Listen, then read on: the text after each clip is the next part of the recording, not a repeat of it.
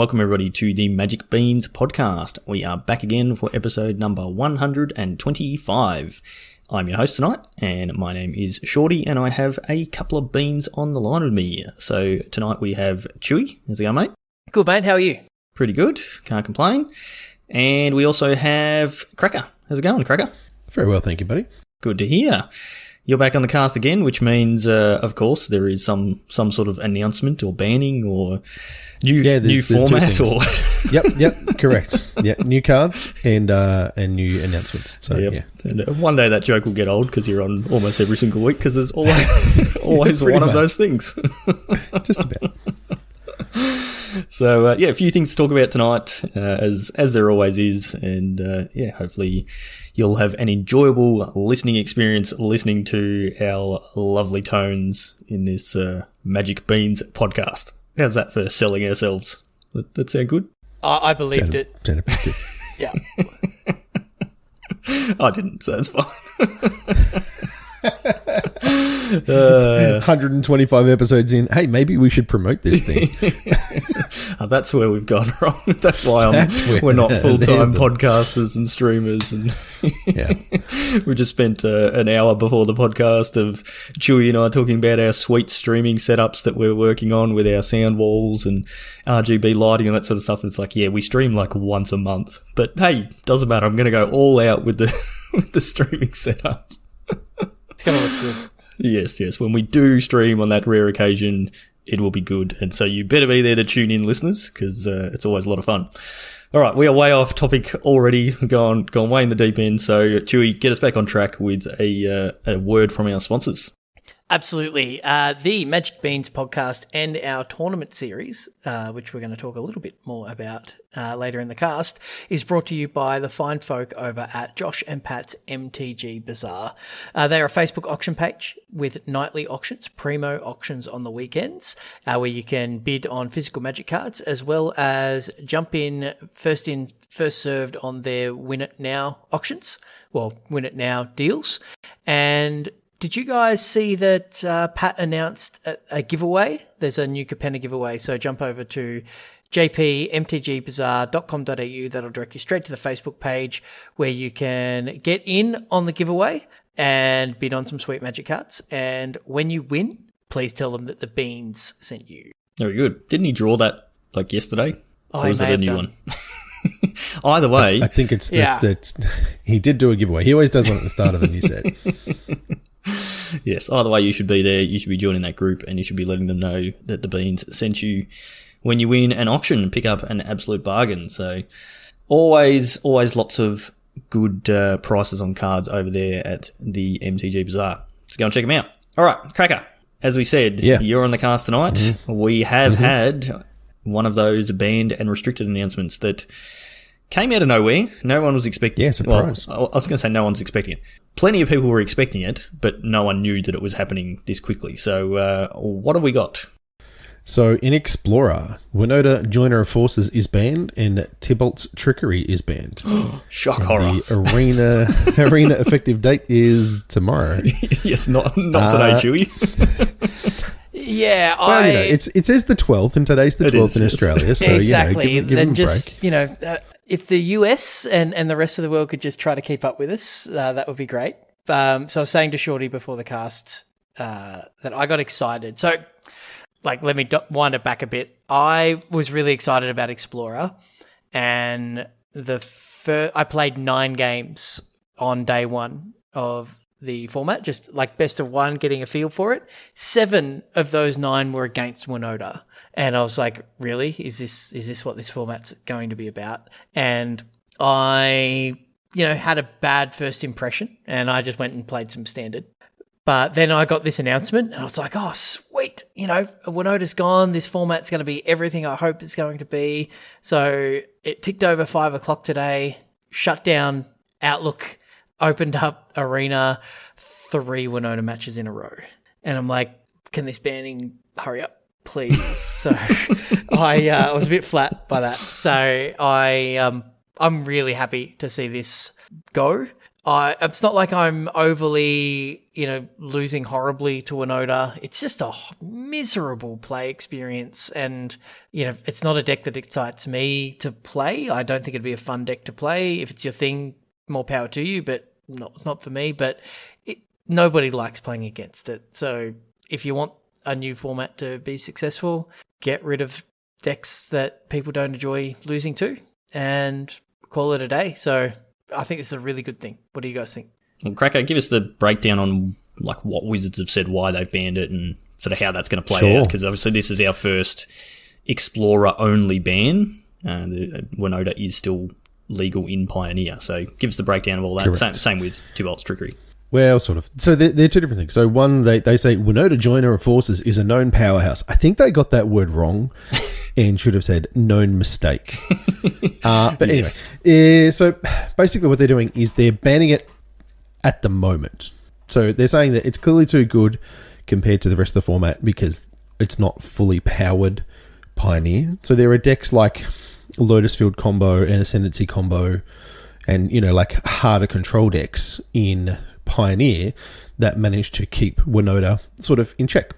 And so what they're saying is they're only going to ban it for as long as necessary. So when additional cards are introduced into the format, they're going to check in as to whether Winota needs to remain banned. So they're planning to unban it at some point, and they're saying they're going to reevaluate the position after the release of Dominaria United, which is this fall. So I guess, September? Yeah, it's the next set, isn't it? Next set that releases for us here, which I think is September. Yep. And so, I mean, look, I like this approach. They've said that they're not going to do suspensions in Explorer and they're not going to do, rebalancing or any of that sort of stuff. That's all left to historic. So it's either legal or banned, with the intention of keeping them close to Real Pioneer, but with the understanding that that's not going to be entirely possible given the differences in the card pool. And you do get your wild cards for this banning, which is good to see. Because Wizards very easily could have gone, it's banned, but because we're going to unban it later, we're not going to give you wild cards, because that would definitely be something they would do. That's effectively just suspension at that point, and then exactly. they're just rolling back on their own word. So it's nice to see that they've done it properly. Yeah. As for Tybalt's Trickery, they've basically said this is a stupid thing that only happens in Explorer in Arena Best of One. It's not a real issue in Pioneer. So they're not actually planning on unbanning it. Yeah. Because it doesn't see play in Pioneer. Because it's just... And I've heard different theories as to why it is. People are incentivized to win really quickly. And I played on stream on Tuesday night, and I lost to this deck on turn 2. Like, it just went, land go, 0 drop. They cast a X spell, Sentry something or other, I think it is. Yep. And then Tybalt Trickeried it, and then Ulamog. flipped an Ulamog. And I had one land in play, and I was like, all right, cool. My land is exiled. I guess I'm just going to scoop it up. Once again, miserable way to lose. Like, I don't mind losing. I mean, it's just whatever. Like, I just didn't care. I went, cool, I hope you had fun, opponent. Nice game. And then, I just moved on with that. But that's what people are playing for. Like, it is literally only getting played in Best of One. It is not viable in Best of Three, which is why it's not a deck that is played in Pioneer. And it's just solely people trying to ladder up really quickly. Because, like you said, you can win on turn 2. And games are over in 30 seconds. They either win or they lose on turn 2 or 3. And then that's it. Yep. And then they just, next game. And that's just how you churn out 500 games really quickly. And your win percentage is going to be 60% or something like that, and you're going to go up the ladder at a reasonable rate. It only has to be just on 50%, right? Just over for it to be worth your time. So, anyway. But so back to my point, though, it's miserable, right? It is, yeah. It's people, just dumb. Like Cracker, you are slow to complain, particularly for a Magic player, right? Like, you roll with things pretty quickly. I'm faster to anger than you are, and I'm still on the slow to outrage side of the Magic playing public. So a lot of people will feel, you're not representative of the majority of the Magic playing public out there when you just go, oh, whatever, we'll move on. Like, people are genuinely grumpy and, outraged and vocal about it when they lose to these types of decks. And, I've been like that with Winota whenever I'm playing, 80 to 90% of my matches in a format against the exact same deck and it's a miserable play experience. I've been vocal on our Discord about that, for example. But, you go to Twitter or Reddit and, there are impassioned, let's call them impassioned Magic players that have been very, very vocal about it. And, Wizards rightly have taken that into consideration, I think. And, just like, play patterns for other decks in the past, because of not just power level, not just win percentage, but play experience is now a consideration in bannings. And I think that's a really good thing for the health of the game in general. Yeah, for too many times Wizards have just left cards in a format for way too long and it just turns people away. So this is good. We've had Explorer for 2 weeks or something like that, and straight up it's let's get these cards out of here and make this a fun experience for everybody. So yeah, very good to see. So yeah, you will get, if you do have your Tybalt's Trickeries and your Winotas, you will get wildcards for those. But I'm not sure how it's going to work though, because I'm pretty sure we've been given wildcards for Winota before. Is Winota banned in Historic? When Tybalt's Trickeries banned in I tried something? to craft them. I tried to craft them this morning, but the ban hadn't gone through yet. But so it says players who have Winota or Tybalt's Trickery as part of their in-game collection prior to May 12 will receive equal number of wildcards to the appropriate rarity for every copy they have not previously received a wildcard grant for as part of the May 12 game update. If a player has crafted or otherwise collected additional copies between format bans, they'll receive reimbursement for those additional copies. However, they do not repeat multiple reimbursements. So that's how they're doing it. They're just checking if you're ready.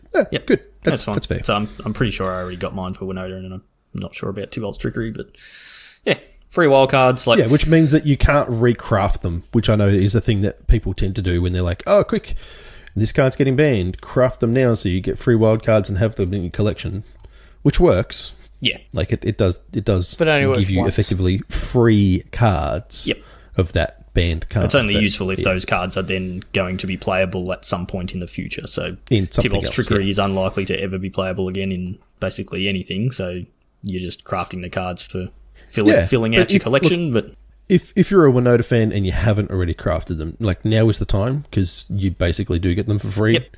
And it is very, very likely that it will get unbanned moving forward. Yeah, definitely. I think that's certainly their intention. So yep, I agree. All right, so good to see. And yeah, like I said previously, we will do a focused episode on Explorer at some point probably in the next few weeks, once the format starts to shake out, that sort of thing, and we get a bit more time under our belt. I've been playing a bit of Explorer. Cracker, you streamed this week playing Explorer. I streamed last week in Explorer, and it's a good fun format. It's been fun. And it's good to explore what is available to play in that format. So we'll do a deep dive on that. How did that go for you, Cracker? Actually, not bad. The Delver deck is actually all right. Yeah, in bronze. It's not amazing. It's a Delver deck. It's never amazing, right? But it's fun. It's never amazing unless it's in Legacy, and even then, it's no longer really a Delver deck. They don't play Delver. They're just Ragavan decks. DRCs. Yeah. All right, cool. Anyway. Next topic. Okay, so this weekend saw the return of the ESL ANZ champs. So I think we spoke about this on the podcast a few weeks ago when it got announced that they were doing a new season with a much simplified structure. There's 4 qualifier events, and you play on the Saturday, play Swiss rounds. Top 8 qualifies for playing on Sunday, where you play on stream, and the top 2 from that qualify for their finals. So after the 4 qualifiers, there is a finals, and you're getting your share of $2,500 in cash and prizes if you make it to those finals. So much simpler, much easier to understand, and you no longer have that issue of really needing to play in every single event right from the start to be able to get there in the end with the way the points were all set up. So fired off this weekend. Quite a few from the Beans community playing in this event, which was awesome to see. There was a bit of chatter in the Discord of people sort of updating how they were going. A little bit of feedback of rounds taking quite a while and those sorts of things. So that's not ideal. I think they started at like 3 p.m. Melbourne time, and it didn't finish till like 10 o'clock or something, that's a long time. Stu would have been well asleep on the couch. Yeah, no chance he would have survived. How many rounds were there in total? Do we know? It was 7 rounds in the end, because so they ended up with 66 players, which is an awkward number to end up with, because the 64 players is the cap. If you're 64 players or under, it's 6 rounds, and then as soon as you go over 64, it is 7 rounds.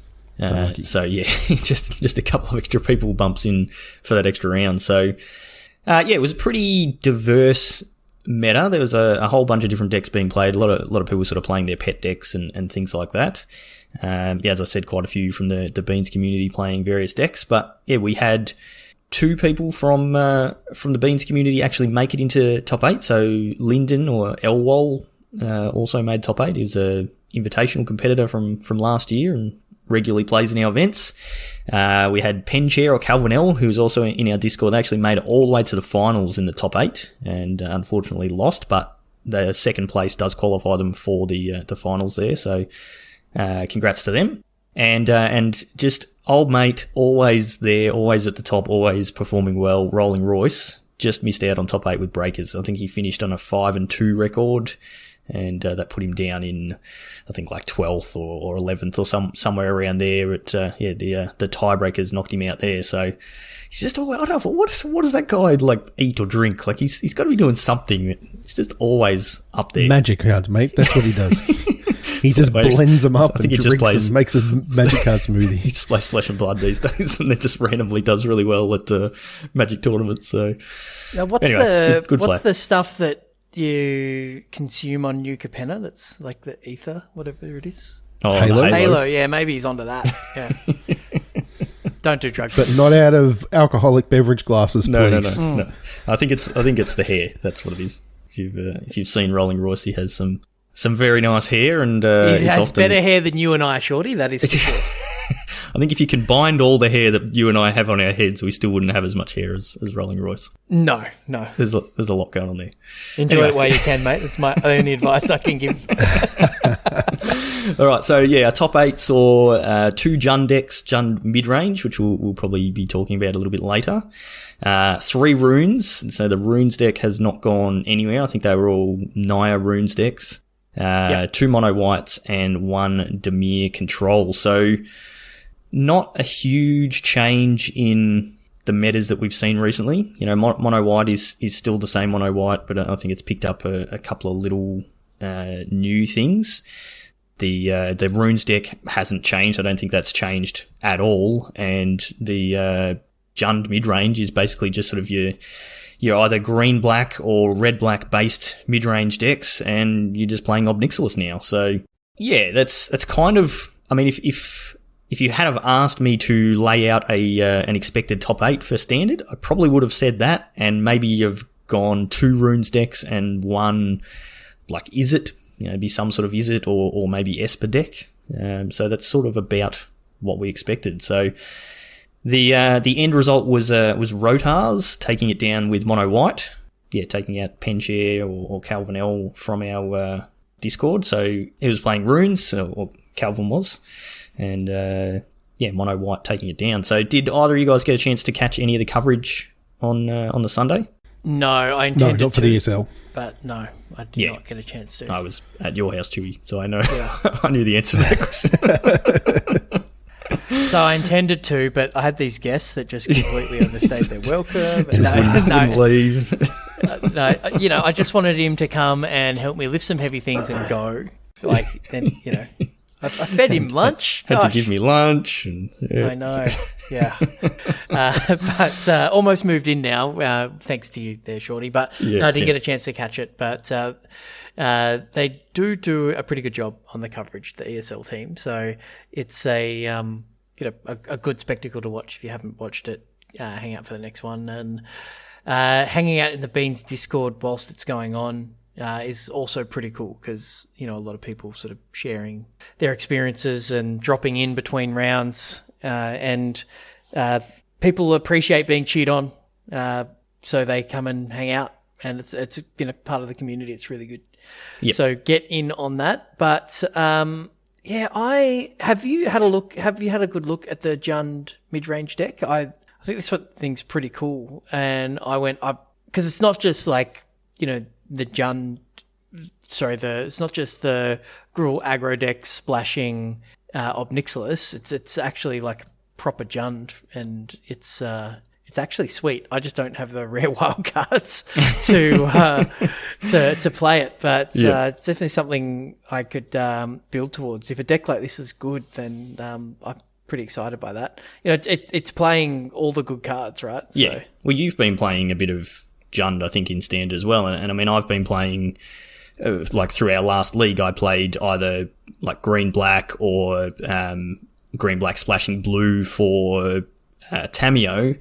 But yeah, basically playing sort of similar to what these lists are playing. Well, I've been playing a more aggressive Jund list. I've basically been playing the Magda and chariots and things, and and Goldspan Dragons, trying to get people dead as quickly as possible, but trying to go longer with Obnixilis. But this deck, is playing, 5-mana Planeswalkers and more removal, and it's less aggressive. Which is truly more in line with what I've been playing. So I've been playing Meathook Massacres and Lolths and Seeker's Chariots and that sort of stuff. So like we're seeing.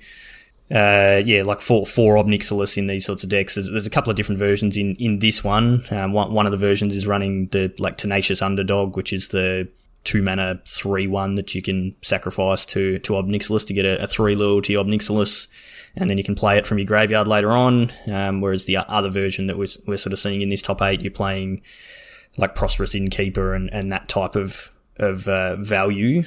But both lists playing Fable of the Mirrorbreaker. I think we saw, who was it, Hemsey at our last league finals with the Mardu deck. What did we call it? It was Spicy Orzhov? Yeah, it's Spicy Orzhov. Yeah, that's the one. Deck. Yeah. Sort of that was the first time I'd really seen someone put that card to real use, and now we're starting to see that card being played all over the place, and even looking at Penchair or Calvin L's Runes deck playing for Fable of the Mirrorbreaker in the Runes deck as well. So that card really seems to have come into everything, man. Yeah. The chapter that I found actually the most impressive is the second. So the filtering. Yeah. The rummage, right, is really, really good. So when I'm playing the aggro deck, the aggro slant of Jund, discarding, lands that you don't need, or, creatures that are outmoded trying to find a removal spell or a planeswalker or a chariot, is really, really powerful. And that's part of the subtlety of the card that we now understand. I don't think we really grasped when we first looked at the card, but, making a 2/2 that makes a treasure is fine for 3 mana.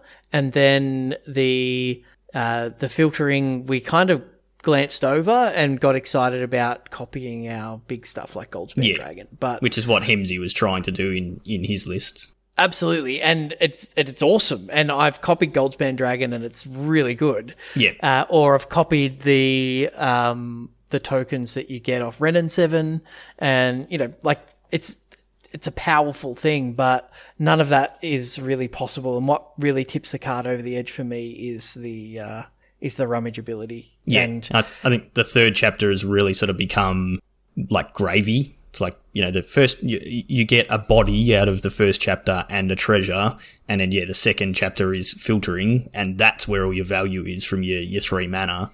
Then if you then happen to be able to copy something 2 turns later, because you've got to hit the third chapter and then untap with the creature to actually do the copying, then that's great. But either way, you're getting 2 bodies out of the one card, and you're getting that card filtering and a treasure. So it represents a lot of value. And actually looking at the rest of the lists, all 3 of the Runes lists are playing Fable of Mirrorbreaker now. I didn't know that had become a standard thing. So there's 1, 2, 3, 4, 5 of the top 8 lists are all running 3 or 4 Fable of the Mirrorbreaker. Yeah, it makes sense in the Runes list because it's an enchantment, so you get the enchantment payoffs from your 1 and 2 drops. It gets cheaper with your the guy playing the flute. His name escapes me. The green white guy. True guy naturalist. The naturalist. That's the one. Guy playing the flute. Yeah, and the and it helps you find. The rummage ability helps you find more runes, which, or helps you find that key piece like your Runeforge champion or whatever it might be. So it makes sense for it to go in that, given it is an enchantment. And there's lots of fun stuff to copy. Like sometimes you copy Goldspan Dragon, sometimes you copy, Runeforge champion, whatever it might be, and just get sort of incremental value. But, because copy Runeforge champion, go and get a rune because it's come into play and things like that. There's a lot of little value plays like that you can make with the deck, and it's a powerful effect. Yep, I don't think it's going to be going anywhere. I think that card is going to be used in a multitude of ways over the next couple of years while it's in standard. So I'm sure there'll be a few more decks that pop up, and we'll go, oh man, that deck, that card's we're getting troublesome, but I think it's not a worrying spot, and it is just a lot of value. So it's good to see, and it's a red card. So no, we don't ban red cards there. Tell you what, there's a wombo combo with this one. And Winota, like the two red cards literally got banned right now. You mentioned it before, Tibbol's Shorty. Trickery is a blue card. Oh, okay. Masquerading is a red card, and Winota is Boros. That's not red. And Winota's just a mistake. Yes. Sorry, Cracker. Off you go. Card that's really impressed me, Tenacious Underdog. Yes. That thing is an absolute house. Yep. Turn 2, 3/2, that's just a lot of pressure. And then when you start blitzing it and it dies and you draw a card, that's insane. So discarding it to the Fable of the Mirror Breaker on Chapter 2 is just pure upside. And then, you just get to keep looping it back. Yeah. It's super impressive. Sacrificing it to Obnixilis. Yeah, exactly. Yeah. You get a big ob. Sure. But also, it's just a good aggro card, right? So it lets the mid-range decks, pressure control decks, meaningfully, and it also gives you the longer game, by being able to cast it from your graveyard. So yeah, and draw cards and all the rest of it. It's just very good. It really is. I've been watching quite a bit of Standard, actually. Okay. So I haven't been playing much, which is kind of how I normally engage with Magic, certainly at the beginning of formats. I tend to just try and catch a bunch of streams or, YouTube videos and things and see what people are doing.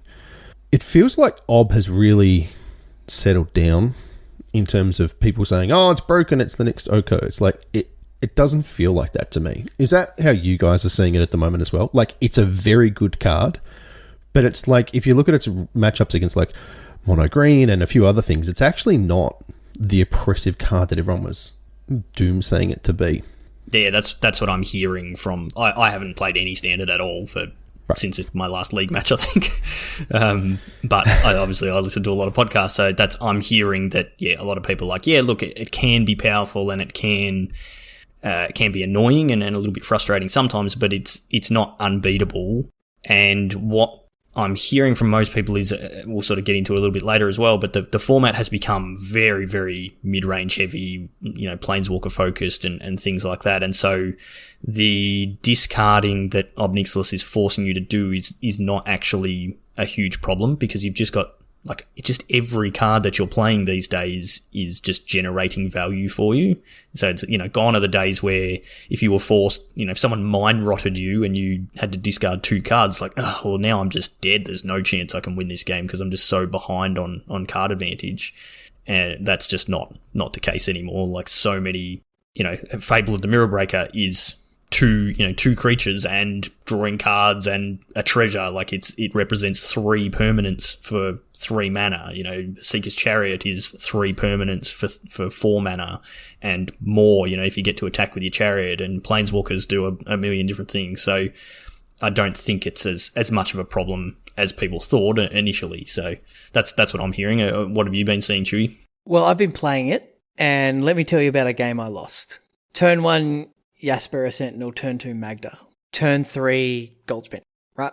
Pretty good. Turn 4, I sacrificed my Magda to Obnixilis and then played, followed up by an Seeker's Chariot. And then I was copying Ob Nixilis copies with a Seeker's Chariot every turn and making them discard and making devils and all the rest of it. And I lost.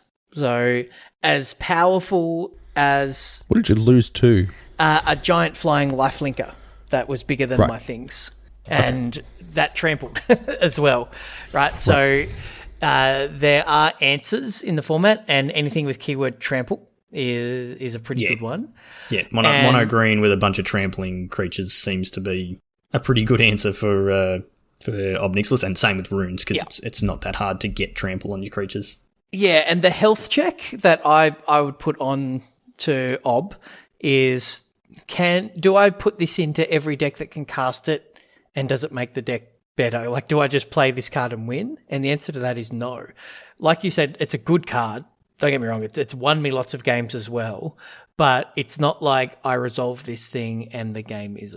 It's a piece of a puzzle. It's not a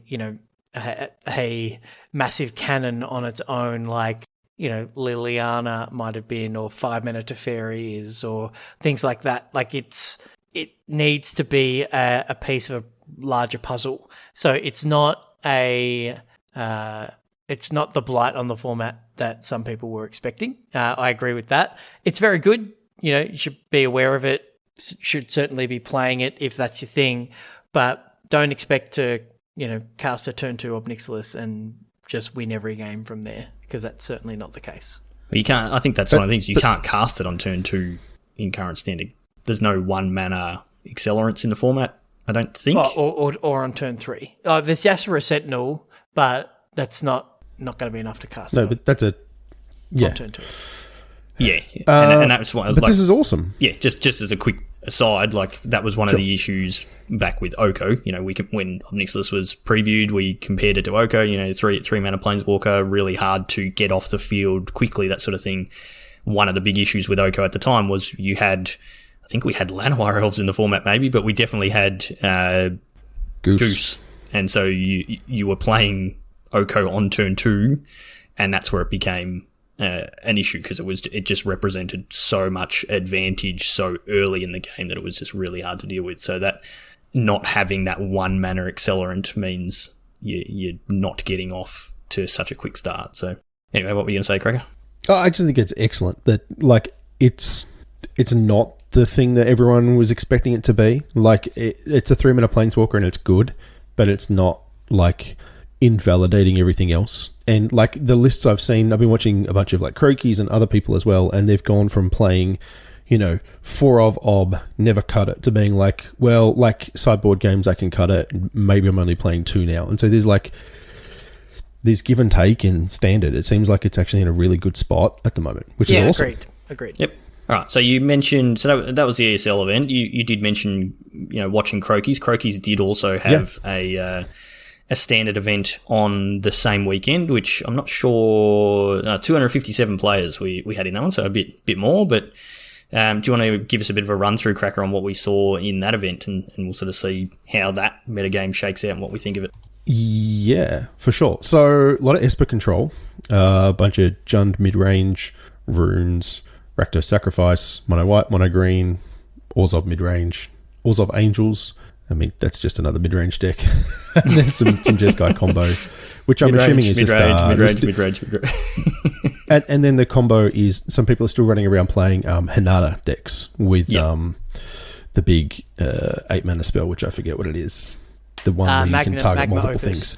But there's also the Jeskai combo decks are also the Goldspan Dragon with that white card that copies. That's basically got Storm. Yep. Gotcha. Whatever that one is. Yeah. So that's something that you do see on ladder every now and then as well. But, I think it's just a worse Goldspan Dragon deck. But, it's got a combo finish, so it probably finishes games a bit earlier. But, yeah, a lot of Esper. A lot of Esper. And looks like... Yeah. There's good reasons why. Have you seen what are those reasons? Rafine Scheming Seer? Do you want to read that one out for everyone? Because I will read it for you. Yeah. It is white, blue, black For a legendary creature, Sphinx Demon, it's a 1/4 with flying and ward 1. It says, whenever you attack, target attacking creature connives X, where X is the number of attacking creatures. Draw X cards, discard, put a +1/+1 counter on that creature for each non-land card discarded this way. Dude, the turns that I saw, I actually watched a bit of this, I was watching a bit of the top 8 on Sunday night, and some really, really interesting games, but Rafine is just a house. Good grief. 1/4 with ward 1, and then you untap, you've got counter magic or removal spells, and you just draw so many cards. It's just insane how many cards you churn through. And your things get huge. Like, I saw these things running around as 5/9s or whatever they were. They were just massive and just valuing everyone into the ground. It was super impressive. But there's also the support cast here is really, really good as well. Like Kaito, proven Planeswalker, Wandering Emperor, arguably the best Planeswalker in Standard. If not, probably it's Lolth.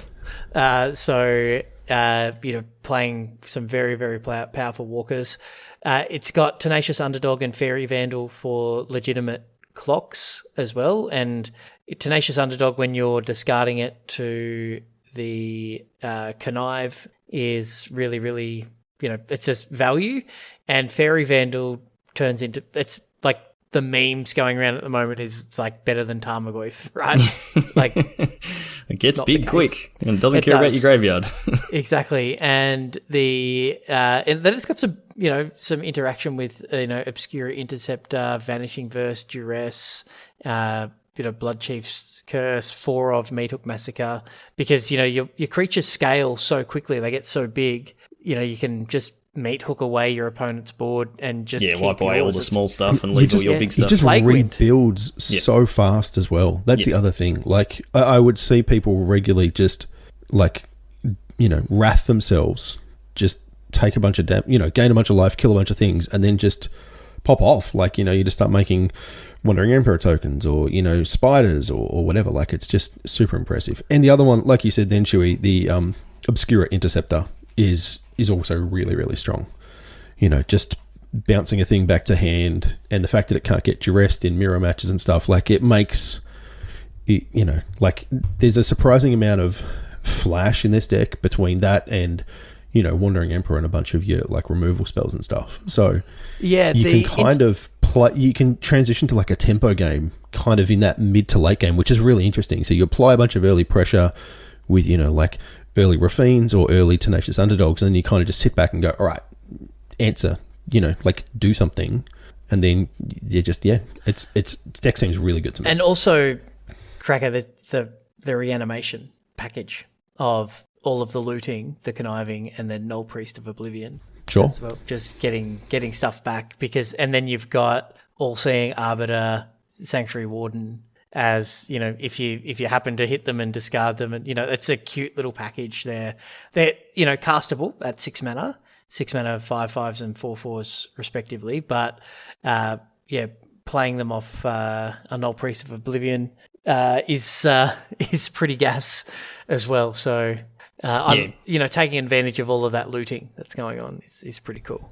Well, from what I'm hearing from a lot of people, if I had 60 wild cards, I'd play this deck. The connive ability is something that most people seem to have undervalued in previews, and we obviously spoke about it, but I don't think we sort of really expected it to be as good. And it's, I guess, if you actually stop and reread it, you kind of understand why. You are literally looting. Loot has always been the thing we've said, right? You're drawing and discarding for free in a lot of circumstances, but then you're getting benefit from that. You're filtering, as we're sort of talking about before with the Fable of the Mirror Breaker, but you're getting extra benefit from that by putting counters on your creatures, and they get big quick. And then when you've got other things like Fairy Vandal that are also triggering off of you drawing extra cards, it's just all value. And then, like you guys said, you're able to return the cards that you're discarding from your graveyard. So it just adds up really quick in that amount of value. And we've seen it a million times. Cards like what was he called? Jace. What's Baby Jace? What was he called? The the 2-mana one, where you're just looting every turn. You're just filtering through your deck and finding the cards that you need and putting cards in your graveyard so that you can, back then it was like you're able to delve things or that the card gets used in reanimation decks and things like that. There's just so much value in being able to filter through your deck and put cards in your graveyard that you can reuse later. So, and then on top of that, you're getting counters on your creatures. So it's just represents so much value. The other thing at the moment, just along that line, is there's actually not a lot of graveyard hay kicking around standard at the moment. So these kind of synergies get to run around kind of unchecked. We're missing things like we had, I've gone blank. Soul Guide Lantern was the most recent card that springs to mind. That was like really good. 1 mana, enters the battlefield, exile a card, and then you can pop it later and kind of clear a graveyard out. Like that sort of interaction is necessary to keep some of this nonsense under control. Not that it would kill this deck by any means, but like the fact that you get to like snag an underdog or like one of these big reanimation targets is like this thing hits on every axis. Yeah, and that's what I was going to say. Like that's if you take out the graveyard, you play Leyline of the Void, your favorite card cracker, and you're working with no graveyard, you're still getting the connive. The counters from the connive, because it's when you discard the card, you're getting the counters. So you're discarding it, but it's going straight to exile. I don't think that matters. I'm pretty sure you still get the counters. Yeah, you're still discarding it. Yep. Correct. Yeah, and so you're still filtering through your deck, and you're still getting the counters. So you're still winning on 2 axes, and the one of being able to reanimate stuff from your graveyard is gone, but your opponent's also played a leyline and probably mulliganed and kept a hand to have that ley line, and they're not actually shutting off your deck at all because you're playing on so many different axes. So, and next minute you're making an unblockable ninja with Kaido and conniving, and it's enormous, and you've got a very very fast clock, with an unblockable 6/6 or something ridiculous. So yeah, absolutely. It's interesting. So like sort of looking at the Crokies tournament, we're looking at MTGA Zone, which has like the meta breakdown and the win matrix. They have listed Esper Midrange and Esper Tempo as 2 separate decks. But if you actually look at the lists, they're very, very similar in the list. I'm not really sure what the differentiating factor is there. But the Esper Midrange deck that they've listed has a 43.1% win rate, but the Tempo version has 56.9%. So I'm not sure what's gone on there, and sort of looking between those 2 lists, I can't really. There are small differences, but I can't really see. Like they're still playing Rafines and they're still playing Tenacious Underdogs. Luminarch Aspirant is the one that leaps out at me in the Tempo deck. Yeah, yep. As just being lower to the ground, and Legion Angel is the other one that they're playing as well. Yep. But I wouldn't see. So the mid-range versions are playing the Fairy Vandal that we were just sort of talking about. That's the new Tarmogoyf allegedly, whereas the Tempo versions, they're playing Luminarch Aspirant. I would have thought Fairy Vandal would be better, but I mean I haven't played the deck, so I don't know. But other than that, they're effectively the same deck. So just some very minor differences. So I'm not sure. Obviously, we don't know how they do their reporting and all that sort of thing. I'm not really sure how that goes, but I think that's definitely one of the top decks that's going to be floating around a lot at the moment. So you're going to need to be prepared for that deck. What else are we seeing here that's looking strong? We've got Naya Runes again. That's had a good performance. Same thing. 56.9% win rate, and it was pretty high up there on the metagame share. It didn't really get anything, did it? It just I don't think so. Apart from Fable, but that's not from this. No, that was not from this set. Yeah. So I don't think they picked up anything. But no, they got a land in the sure, non-triome, but I think that's basically all they got from this set. So, but I mean, it was just already a strong deck and can just sort of win if it goes unchecked. What else are you seeing? Like anything else popping out to you in these sorts of lists, Chewy?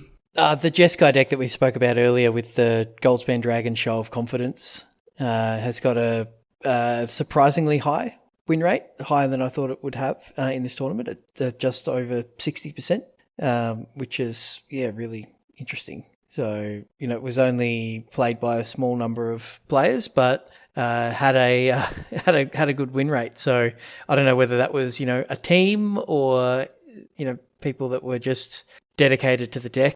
but that certainly jumped out. But the aggro decks with like really low win rates, mono green 37%, just surprisingly low win rates. And the Rakdos Sacrifice deck, I've never been a fan of that in the current standard. I've played a lot of the green-white enchantment decks, and every time I see a red-black land, and an anvil, it's like, okay, this is a buy. It's and they below 45% win rate in this event. So I would not recommend playing the Rakdos Sacrifice deck in standard at present. It got some it got some okay new tools with Capenna, with the new human that lets you draw cards and things like that. But I think the power of the format with things like runes and these control decks and the Jeskai combo, the nickel and dime chip damage value decks kind of getting squeezed out a little bit. You've got to be a little bit more direct. You can't afford to be the smaller mid-range deck. No. Like, it's the worst place to be. Yeah. Because you don't, like, you've got an okay matchup against like mono white or something, I assume, right? Like, that's just a guess, but maybe they just go too fast for you. But yeah, as soon as you sit down against like Jund or Esper, like, you're just done, I imagine, on the spot. Exactly. So I think if I was going to give a recommendation of what deck to play, like the Esper control deck, or the the Esper tempo deck, or whatever they've called it, is probably a good place to start. But I think you either want to be really, really low to the ground and really aggressive, and mono white is I think the best place to be with that, because you've got your disruption with your stapled onto your creatures. Yeah, exactly. Like, you've got, your removal spells are also 2/2s in Brutal Cathar. You've got Thalia. You've got 3/1 flyers that, take their best card. So you're progressing your game plan with aggressive creatures whilst disrupting them. So you're not you're not casting a removal spell to kill their creature. It's also adding to your clock. So you either need to just try to get under things like that, or play something that is more combo-esque, and that's why we've seen the Jeskai combo and the Naya Runes decks, as the like creature-based mid-range decks doing really well. Or you be the control deck. We've got a defined format already, so we know what we're controlling. So yeah, playing a control deck is the way to go. So I see this format becoming like a classic rock, paper, scissors format with a little sprinkling of combo over the top, where we'll have the Esper control decks or the Esper mid-range decks, the more mid-range, Orzhov type decks, or the green-white enchantment type decks. Then we've got as the mid-range, and then we've got the hyper-aggressive mono whites, and then every now and then you run into a combo deck to try to spike people out. But I think it's a really healthy place for standard to be. Yeah, it's in a good spot. Like I said, it's that rock, paper, scissors, and what you tend to see in these sorts of formats, where currently we're in the mid-range phase of this period of standard, where the mid-range decks are the big dominant decks, and what happens is the mid-range decks just get into an arms race where they try and be the bigger, stronger, like more top-end mid-range deck, and so that's where the Rakdos decks get squeezed out, because they're the small ball mid-range decks. They go bigger, and then over the top of that comes the full control decks, because they then really know what they're targeting, and you see some real full-on control. I don't know if we've quite got, because we don't have like Auron's Epiphany anymore as that like real top end control finisher anymore. We're sort of lacking in that, so we may see that over the next couple of sets.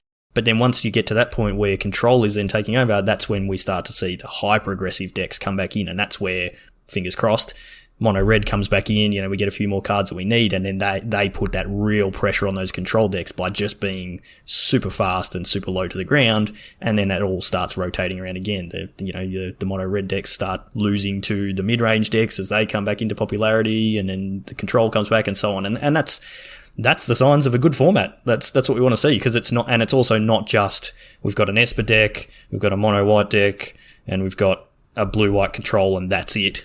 there's a whole bunch of different variations on mid-range and control and a couple of different aggro decks, and that's good. that's what we want to see, which is kind of good because we're going to be in this standard for 4 months until we get the new set. So it's a long time. Hopefully they've got it right and the format ends up well. So we've got our league that's about to kick off. So, quick plug and reminder for the new Capenna League, which actually fires off. So we're recording Thursday night. The live draw is Friday night. So in 24 hours from now, the draw will be done. So if you're not registered for that, get in on that now as soon as you listen to this podcast. The live draw on about 9 o'clock Melbourne time on Friday the 13th. With $500 in prizes in cash, and then various other prizes to sort of go along with that as well. So get in on that, play the round robin over the next few weeks, and then we'll do the final stream a couple of weeks after that. So I need to figure out what I'm going to play in that, and I think I'm just going to, as I said, sort of take my green-black deck that I've been playing and put some Obnixiluses in there and see how that goes. My other thing I'm thinking of doing is just sort of rolling back out the Izzet, a bit of Izzet Dragons, maybe get the eggs back out and some Goldspan Dragons and just sort of see what we can do there.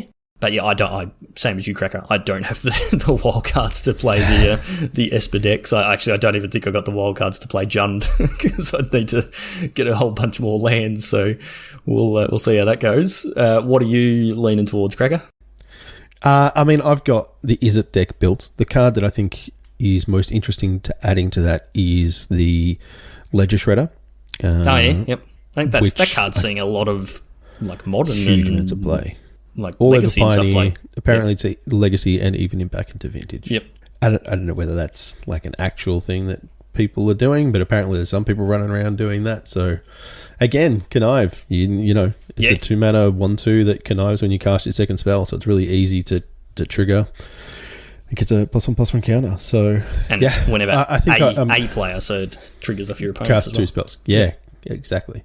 So I'm pretty interested to seeing if there's a spot for that, or whether it needs to be more controlling. I don't quite know yet, but given what I have access to it'll be something along those lines. Yep. What about you, Cracker? Chewy. Just said you, Cracker. What about you, Chewy? I'm going to play Is It. Oh, wow. I'm going to add Never would have picked Shredders.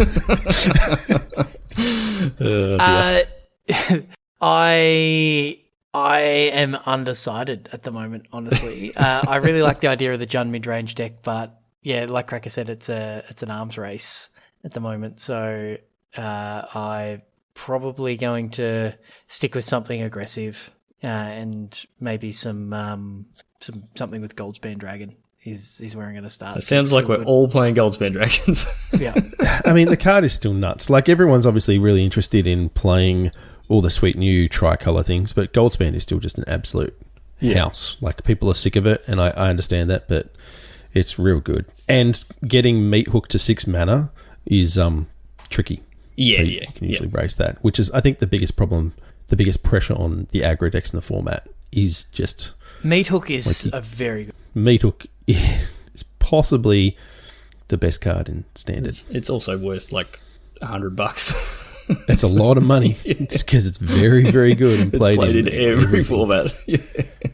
I'm just looking at like the meta breakdown from the Crokies event, and I think the only deck that's playing Goldspan Dragon is the Jeskai combo deck. So we're all here saying, "Yeah, I'm going to play Izzet," and it's just not even a factor in the metagame. So maybe we'll have to make it a factor and get people to pay attention to Goldspan Dragon again. But we'll see how we go with that. So, yeah, league kicks off tomorrow. Make sure you're in on that. It's going to be a lot of fun, always is. And, hopefully you'll see us streaming some of our matches over the next couple of weeks. So that's it on Standard. We'll probably check in on Standard again in a couple of weeks, see how things are going once we've been playing a bit more and as the meta sort of starts to shape.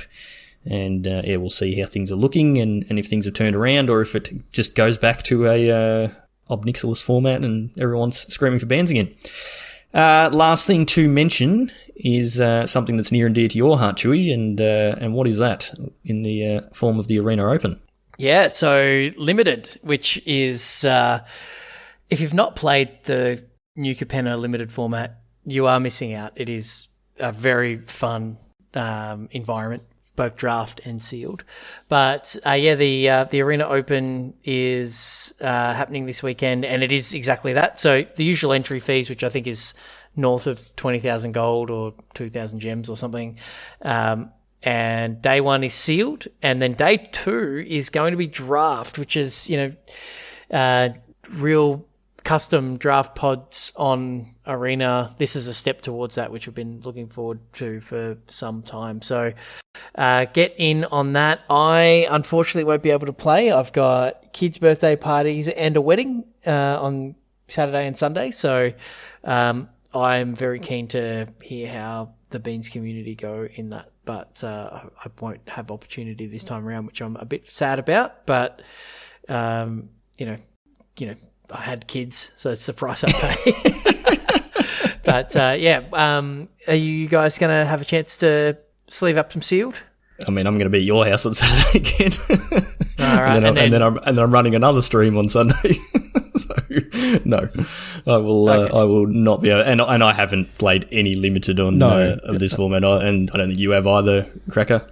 Nope. I know. Obviously, you have Chewy and Stu's been playing quite a lot of limited, and the limited channel has been going off in our Discord. I know, like J Mud's been playing limited flat out, as well as a whole bunch of other people. So yeah, seems like the limited format is quite a good one. I had a 7-0 last night. 7-0 in sealed. In sealed, yeah, good work. Pretty good. Yeah, there's just racking up all those gems.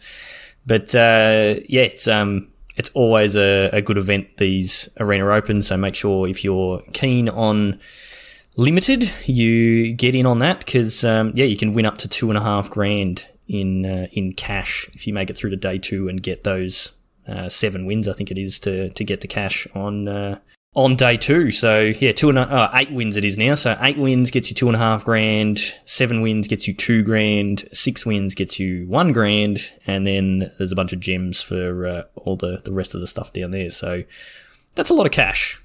Play a game of Magic, a day of Magic, get yourself $2,500, and that's US as well. So that's about $50,000 Australian at the moment. So it feels that way.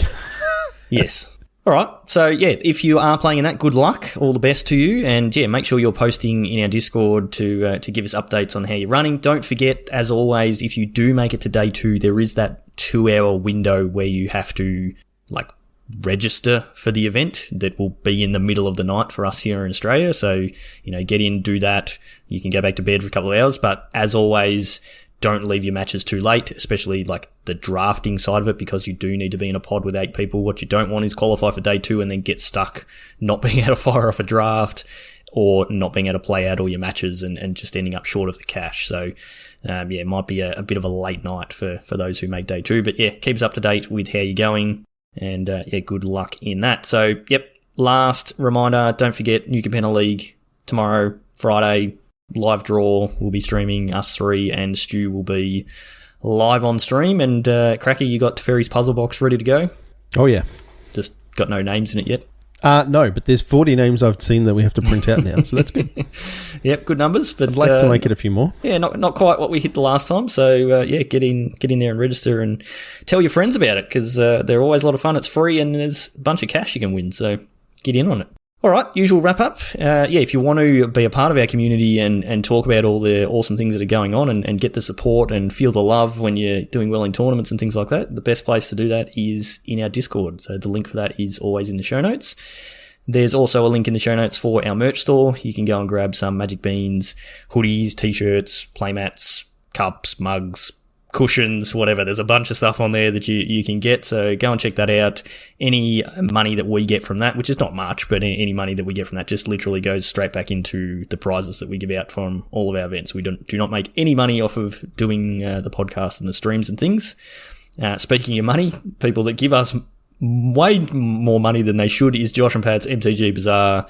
They support the Magic Beans tournament series and the podcast and everything we do, and supply the bulk of the prizes that we give out to you awesome people. So go and join the Facebook group. Just go to jpmtgbazaar.com.au. That'll take you straight through the group. You can join up and then get in on their daily auctions. You can find us on YouTube, Facebook, Twitch, and Twitter. All those places we are Magic Beans or Magic Beans Cast, so just search us up and you'll find us on there. If you want to find me on Twitter, I'm at Peace Inc. Chewy, you are? At Chewy MTG. And Cracker? At Joel Hill _. Very good. So that's it for this week. Thank you as always for listening. Stay safe out there. Good luck in the Arena Open, and we will see you all next time.